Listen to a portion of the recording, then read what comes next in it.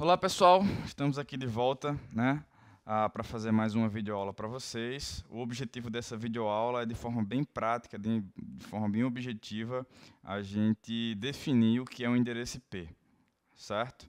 Então vamos lá. Muita gente pergunta por que o IP tem esse formato, e aqui eu estou falando mais, na verdade eu estou falando do endereço IPv4. Por que o endereço IPv4 tem esse formato, por que é assim?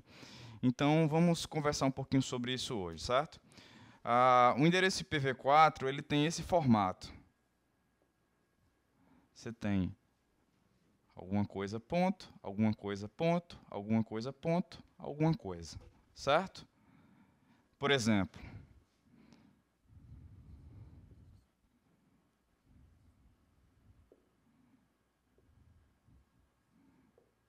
isso aqui é um formato padrão de um endereço IPv4.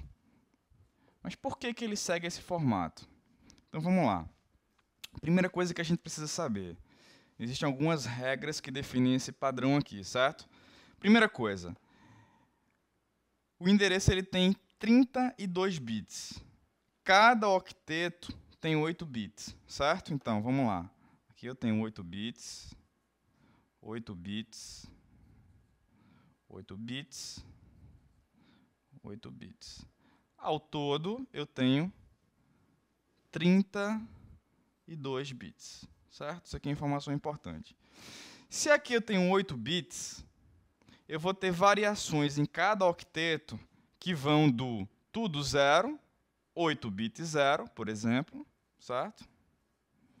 Até 8 bits 1.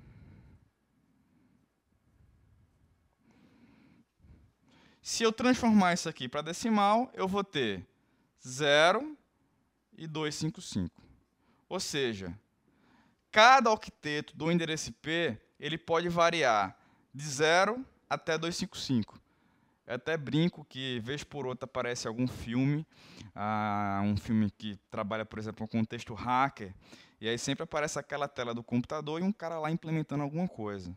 E eu já vi algumas vezes, por exemplo, eles configurarem IPs, endereços IPs, que não são formatos adequados, como, por exemplo, 300, 400 e assim vai. Isso aqui não é um formato adequado, até porque cada octeto ele só vai variar de 0 até 255. Então, muito cuidado com as coisas que vocês assistem aí, certo?